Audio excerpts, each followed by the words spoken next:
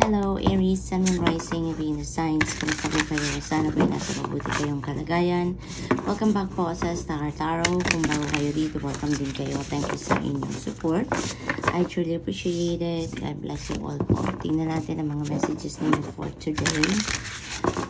Sa unang mensahe ni Aries ay Two of Pentacles. Ayan. So, parang busy kayo, no? Aries, ang dami siguro ninyong ginagawa. Ang dami ninyong ginajuggle ng mga bagay. Multitasking, no? Yun ang ganap dito kay Aries.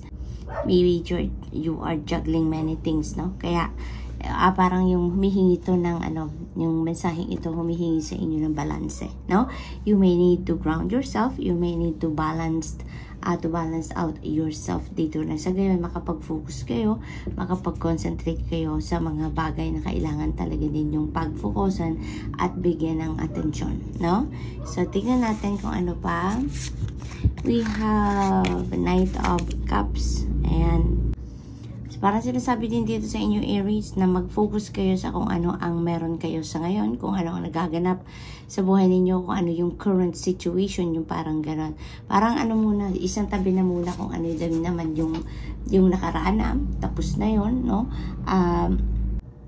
Mas bigyan ninyo ngayon ng oras, mas bigyan ninyo ng pansin, mas bigyan ninyo ng panahon ang kung ano ang mga bagay na nag-unfold sa inyong harapan sa ngayon. Kumbaga, yung present, no? Kung ano yung mga nag-unfold ng mga bagay-bagay sa present time, sa present moment, yun ang mas bigyan ninyo ng panahon.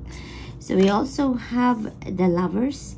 Ayan. So, ang iba sa inyo naman is may important decision siguro na kailangang harapin sa ngayon. May important decision na kailangang gawin that could be related to love and romantic relationships.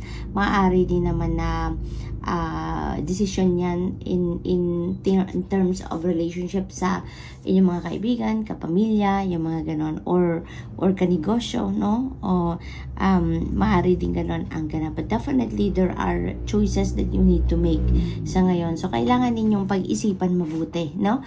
Don't jump into something na hindi ninyo pinag-aralan muna ang sitwasyon, hindi ninyo pinag-aralan ang inyong magiging desisyon, hindi ninyo pinag-isipan, because maaaring pagsisihan ninyo yan, 'di ba? In the future. Kaya before you make any decision, depende sa inyong sitwasyon, kahit anumang klaseng relationship yan or kahit anumang bagay, no? Ang kailangan ninyong pagdesisyon, ang advice sa inyo dito na Lover's energy is for you to think it wise, at rise, 'di ba? Or mas marami pang beses para nang sa gayon makasiguro kayo, no? Na tama ang magiging desisyon ninyo, na hindi ninyo pagsisihan, no? Because kung ano man yung pagdedesisyon na ninyo ngayon, or ano man ang klaseng desisyon na gagawin ninyo sa ngayon, it could have a great impact, no? Kumbaga sa ninyo, sa buhay ninyo for the long term. Kaya pag-isipan mabuti. We have Page of Wands. So, may mga balita dito na parating. May mga magagandang balita. Ikakakilig ninyo ito. Ikakasaya ninyo. It will ignite your passion dito. Kasi maaaring related din yan sa mga it could be related to work, it could be related to career, mga ganon, na siguro may mga pagkakataon dito na makuha ninyo kung ano ang gusto ninyo talaga. Maaaring may mga opportunity na kakatok sa inyo dito that is coming to give you an opportunity para magawa na ninyo kung ano ang gusto ninyo, kung ano makuha ninyo, kung anong gusto ninyong klaseng trabaho, kung ano yung gusto ninyong karera, yung mga ganun ba. So, this is really beautiful. So, good luck, Aries, and that's all I have for you for today. Thank you for watching. Love and light. Namaste. Hello, Leo, Sun, Moon, Rising, Venus signs. Kamusta po kayo? Sana po nasa mabuti kayong kalagayan. Welcome back po sa Star Tarot. Kung bago kayo dito, welcome din kayo. Thank you sa inyong support. I truly appreciate it. God bless you all po. Tingnan natin ang mga messages niyo for today. Una mensahe ni Leo ay Ace of Pentacles. Napakagandang mensahe ito para sa inyo because there is an opportunity for you dito for a financial aspect, no? Maaring may mga bagong trabaho, baka may mga offers sa inyo na for a new job, offer for a new career or business, no? Maaring ganon, na talaga namang magbibigay or maghahatid sa inyo ng prosperity in abundance, no? There could be also an opportunity for a windfall dito for some of you, Leo. Maaari din na this is a gift, no? Financial gift na matatanggap ninyo. Maaari din na may mana sa inyo. But definitely, blessings, na financial blessings, financial opportunities ang dadating sa inyo dito. So, napakaswerte ninyo ngayon, Leo, pagdating sa pangkaperahang aspeto. Kasi, meron parang magbubukas na bagong money path para sa inyo dito that is going to bring forth prosperity and abundance into your life. So, tingnan natin kung ano pa. We have Queen of Cups. Ayan. So, for others of you, it's going to be, it's going to be very highly intuitive, very highly sensitive around this time, no? Maaring you're going also to be very emotional sa ngayon. So, tignan natin kung ano pa. We have good luck charm. Ayan, so maaaring iba sa inyo dito, Leo, no? Meron kayong mga ginagamit na good luck charm, no? Maaaring meron kayong mga patulad nito, may kwintas, no? So, maaaring yun ang pampaswerte ninyo. May nga gumagamit kayo ng mga bagay, no? Na nakakatulong sa inyo sa tingin ninyo or sa akala ninyo, yan ay naghahatid ng swerte para sa inyo, or yun ang nakakatulong sa inyo na swertehin kayo sa mga bagay-bagay, no? Or sa mga ginagawa ninyo. So, what else for Leo? We have Two of Swords. Ayan. So, there is indecision, indecision na nangyayari sa inyo dito.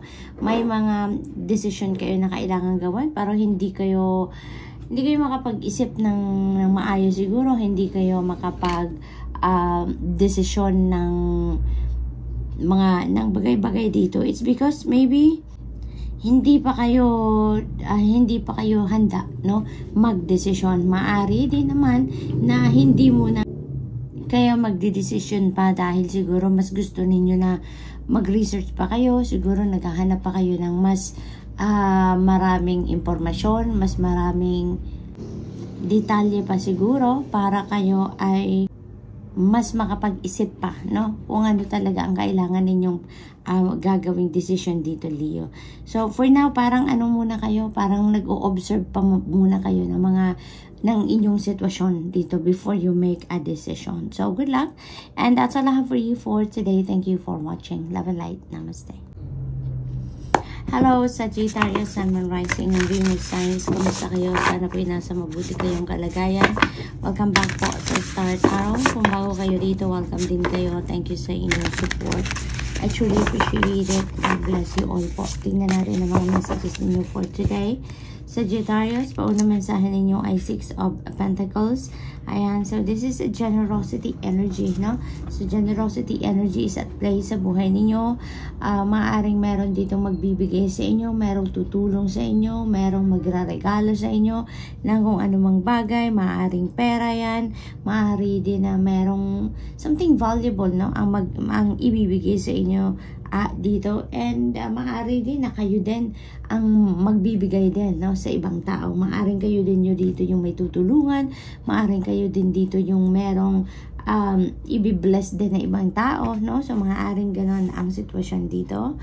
What else? We have Nine of Pentacles. Wow, financial comfort ito, Sagittarius.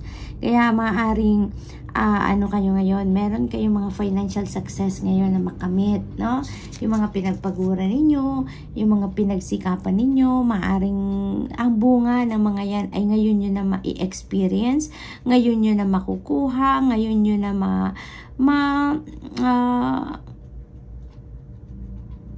mai-enjoy, kumbaga. Kaya take a pause, take a moment para i-enjoy ninyo ang kung anumang fruit of your labor ninyo yan, ano? Financial comfort is definitely mararanasan ninyo sa ngayon, no? Kaya entitled kayo din na mag-relax, entitled din naman kayo na magpahinga muna, mag-step back muna sa mga bagay na pinagkakabisihan ninyo, pinagkakaabalahan ninyo para ma-enjoy nyo naman ang inyong pinaghirapan. Ano? So, what else? We have Two of Wands. Ayan. So, there is going to be a decision dito na kailangan ninyo gawin, Sagittarius, no? Maaring, maaring related ito sa career, maaring related ito sa trabaho, maaring ganon ang ganap dito, maaring this is also related to travel, no? Sagittarius, maaaring ganun din ang sitwasyon dito. So, good luck, Sag, no? Sa pagdedesisyon na yan. Because it feels like to me then na may mga na din kayo ditong, may mga opportunities na, no? Na dumadating sa inyo, kumakatok sa inyo dito. And nagkakaroon kayo dito ng pag-iisip siguro kung ano na yung opportunity na iti-take advantage nyo na, no? Kasi maaaring meron na dumadating dito ng mga opportunities that is going to support your plans, no? Na naiisip na ninyo. So, we also have 9 of Swords. Ayan. So, for others of you, no? Sobra siguro na ang pag-iisip ninyo. Siguro, sa dami-dami ng opportunity na dumadating sa inyo, maaaring hindi ninyo to hindi kayo mapag-desisyon talaga kung alin na dyan ang kukunin ninyo or alin yung uunahin ninyo. Maaring ganun. Kaya to the extent na nai-stress na tuloy kayo siguro, no? Yun ang ganap dito for some of you. Or maybe you're worrying something. Maybe you're worrying about something. Maaring this is money matters, maaring this is relationship, no? It could be anything, but definitely you are worrying something dito, no? You are worrying about something. Maaring ang iba sa inyo sa sobrang pag-iisip na ninyo, talagang hindi kayo nakakatulog. Nagigising kayo in the middle of the night. Maaring ganoon dahil sa kakaisip, dahil sa stress na nararamdaman ninyo. So, Sag, that's all for you for today. Thank you for watching. Love and light. Namaste.